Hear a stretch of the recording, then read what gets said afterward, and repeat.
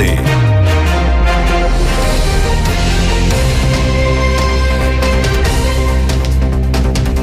Reforma de pensiones. Esa es una de las temáticas que mantiene al Palacio de la Moneda ocupado. A juicio de muchos, particularmente de quienes hablan en materia de comunicación o que ven temas comunicacionales, y particularmente Daniela, quienes trabajan en estrategias comunicacionales, y uno lo puede ver también, se ve al gobierno con una nueva impronta luego de hacer público a través de esta cadena nacional durante esta semana, con una estrategia comunicacional que usted la ha visto en redes sociales, todos los ministros tuiteando, enviando mensajes en defensa de esta reforma previsional que ellos la han llamado esta reforma mixta, que tiene una serie de argumentos que aquí mismo lo hemos venido analizando, entregando, pero le ha dado una nueva impronta al gobierno. Un nuevo aire. ¿Se ve así al interior del Palacio? Se ve así al interior del Palacio, pero ¿sabes qué, Néstor? Auditores, ya casi ni se ven los ministros dentro del Palacio porque están desplegados. Y ese fue el mandato que entregó precisamente el presidente Gabriel Boric a los ministros, principalmente del comité político. Salgan, vayan a los matinales, vayan a los programas de televisión, vayan a las radios a explicar el impacto de esta reforma previsional. Y yo les voy a contar algo. Esta es la reforma más importante del gobierno, esta es, decía una fuente de Palacio hace algunos días. Por tiempos, por espacios políticos, evidentemente pueden hacer algo. ¿Cuál es el problema? ¿O cuál es esta complicación que el gobierno ya empezó a resentir, sobre todo ayer y hoy, que tiene que ver que el debate, y esto aparentemente no fue calculado por el Palacio de la Moneda, que el debate de la reforma previsional comienza a tener un tinte similar a la Convención Constitucional. ¿Qué quiere decir esto? Que las líneas de argumento del gobierno se acoplen con una especie como de sonsonete similar al debate que hubo en la Convención Constitucional sobre este tema, que le dio más potencia, ¿no es cierto?, a que no se metan con mi plata no y otros.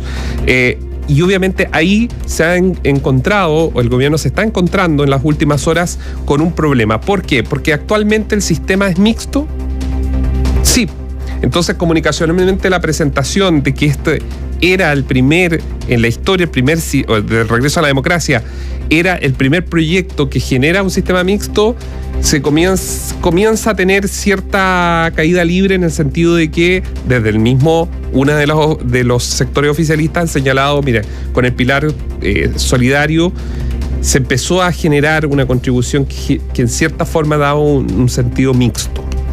Ahora, en relación a este debate que se dio en la Convención Constitucional, y hablando con personeros oficialistas, dicen, nosotros ya aprendimos la lección de que tenemos que transar mucho más de lo que pasó efectivamente en el órgano constituyente, que efectivamente fracasó. Y hay parlamentarios, por ejemplo, esta semana el diputado del Partido Socialista, Jaime Naranjo, llamaba al gobierno a decir, tenemos que flexibilizar, porque no tenemos los votos. Tenemos que ir sí o sí a buscar los votos al centro, a la oposición, y no podemos casarnos con una sola postura. Y yo creo que esa opinión finalmente es la que está primando principalmente en el socialismo democrático. Vamos a ver cuál va a ser la postura de Apruebo Dignidad. Sabemos cómo son algunos parlamentarios. Ahora, ¿cuáles son los puntos? Por ejemplo, ¿qué dijo Alex Calles? Él dice que el gobierno tuvo un problema de comunicación porque partió tratando de explicar el mecanismo y no los propósitos de la reforma. Es decir, por ejemplo, yo le pregunto a nuestros auditores, ¿usted sabe cuánto ganaría, si usted se jubila, obviamente, cuánto ganaría con esta reforma? Entonces, ahí es donde se ha generado un problema. Empezaron por el mecanismo, tratando de convencer probablemente a nivel político, pero no que la ciudadanía logre entender. Y por eso es la debilidad de que esto pudiera generarse más bien un debate en el Parlamento más parecido a la Convención Constitucional, que ya sabemos cómo terminó, que un debate serio y profundo respecto al sistema de pensiones. Lo que yo creo que nadie podría dudar es que el sistema de pensiones se agotó, el funcionamiento en sí, que se necesita un pilar contributivo, obviamente intergeneracional. En este caso, lo más probable es que sí, hay personas que están ganando sueldo que se jubilaron hace muy poco y que tienen un sueldo que va muy por debajo del sueldo mínimo. Eso es una realidad y en eso el presidente no se ha equivocado. Pero de que le da espacio al gobierno, le da espacio para poder tener agenda, y hacía rato que el gobierno no controlaba una agenda, y cuando decimos controlar agenda es poder tener pauta, tener actividades, porque hoy, y aquí pasamos al otro tema, hoy por ejemplo el presidente le pedía a los delegados presidenciales, en un reconocimiento explícito del presidente, de que el gobierno para la ciudadanía no ha logrado llegar, no ha logrado instalarse, pese a que el periodo, dijo el presidente, ya finalizó. Ya.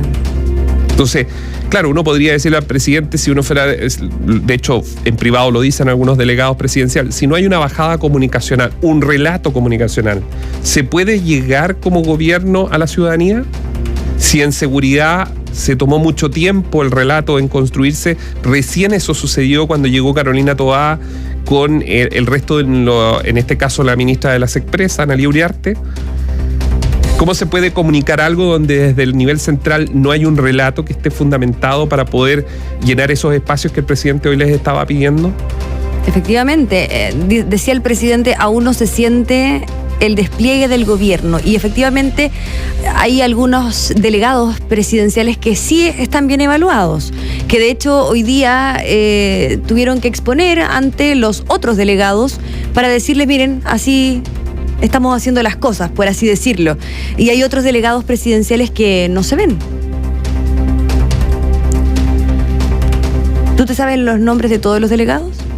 Evidentemente no, porque además está el trabajo de los gobernadores, que también se puede uno confundir legítimamente sobre qué podemos tener en claro. Yo creo que muchos de nuestros auditores lo saben, que los gobernadores no tienen ninguna injerencia en materia de seguridad. Entonces pasan a ser un apéndice del Ministerio del Interior, o más bien de seguridad los gobernadores, que del trabajo propiamente tal administrativo, que es lo que el presidente les ha estado pidiendo. Cuando el presidente Gabriel Boric no era presidente, cuando él era candidato presidencial, tuvo una actividad en un encuentro de gobernadores y les decía a ellos mismos que efectivamente decía, tenemos un compromiso explícito de terminar con la figura del delegado presidencial. No necesitan un apoderado a quien pedirle permiso para tomar sus decisiones. Eso está pasando con los gobernadores. Están pidiéndole permiso para tomar las decisiones, y es por ello entonces que decía el presidente, en ese entonces candidato presidencial, hay que eliminar la figura del delegado presidencial. Pero otra cosa con Guitarra, llegado al gobierno, se ha dado cuenta el presidente, porque al menos eso es lo que uno puede sacar en limpio de sus declaraciones, que la figura de los delegados presidenciales, y por eso es que hoy les está pidiendo mayor compromiso de trabajo, de llenar espacios en las regiones, es importante porque obviamente es la bajada no solo en seguridad, sino también de orden de carácter administrativo localmente, llámese regiones, y a nivel de las provincias, donde también hay delegados provinciales, y eso es lo que hoy el presidente les ha pedido. Pero qué duda cabe que el gobierno tuvo, y lo reconoce hoy, a mi juicio, de forma clara, el presidente Gabriel Boric, de que el gobierno tuvo problemas en constituirse, en lograr comenzar a tener una agenda para desarrollar, no solo a nivel central, sino que también en regiones. Hay que recordar que todavía no tenemos embajadores, no están los embajadores, sobre todo en países como China, que son estratégicamente muy importantes. Están pasando cosas en el mundo, hoy día pasan cosas. Hoy día nos enteramos que China y Alemania tuvieron una reunión, está el canciller Olaf Scholz en China, se reunió en Pekín con el presidente Xi Jinping. Han sacado una declaración mirando a Rusia, porque obviamente buscan bajar una tensión, porque se necesita para los efectos de la economía mundial. Entonces, claro, están pasando cosas, y la pregunta es, ¿qué espacio de donde pasan esas cosas está Chile? Que ya en realidad es muy chiquitito, pero efectivamente no tener un embajador, no tener alguien que tiene relaciones directas, imposibilita ese trabajo, es perder espacios. Ya ocurrió con Brasil, donde ahora no se sabe si finalmente Sebastián de Polo lo van a retirar su nombre, lo van a ingresar nuevamente a partir del 1 de enero para que sea su carta credencial, su agreement sea aceptado por el presidente Lula da Silva.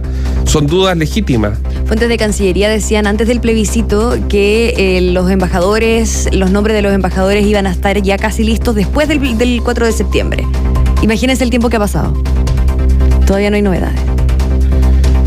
Ya, pero se genera un espacio. Yo creo que es muy temprano para ser categórico y decir si es una reforma. Esta es mi opinión, usted puede no estar de acuerdo. Si es una reforma, en el caso de las pensiones, que es lo que hablábamos inicialmente, que sea mala, yo creo que hay que esperar cuánto esto le va a costar al Estado. Y ya lo vamos a revisar más adelante, se han conocido cifras. Hay que ver qué está dispuesto el gobierno a transar.